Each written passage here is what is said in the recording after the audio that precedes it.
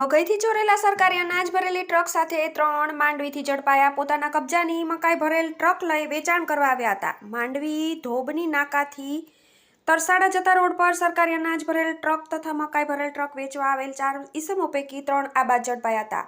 સુરત એલસીબીને મળેલી મોટી સફળતા બાદ જરૂરી મુદ્દામાલ તથા ગુનેગારોને માંડવી પોલીસને સુપ્રત કરાયા હતા.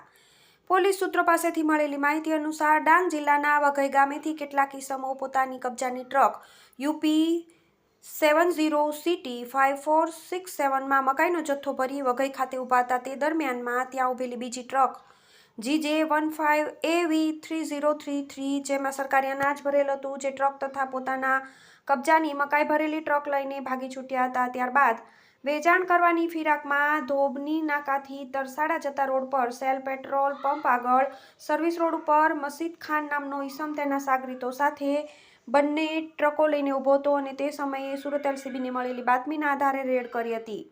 તે દરમિયાન મસીદ ખાન, જુમે ખાન ઉંમર વર્ષ 44 યુપી, મોહમ્મદ શહેનશાહ, મોહમ્મદ ગુલશન ઉંમર વર્ષ 24 યુપી, મોહમ્મદ સમીર નસીબ કુરેશ ઉંમર વર્ષ 19 યુપીને ઝડપી લીધા હતા અને પૂછપરછ દરમિયાન ભાગી જનાર મહેફૂઝ, જેમણે માંડવી સાથે કોઈ અજાણ્યા ઈસમનો સંપર્ક કરી અનાજનો જથ્થો આપવામાં આવ્યા હોવાનું કબૂલ્યું હતું. આરોપીઓ તથા 54,93,770નો મુદ્દામાલ જપ્ત લઈ માંડવી પોલીસને સુપ્રત કરાયો હતો. TV18 news Mandvi.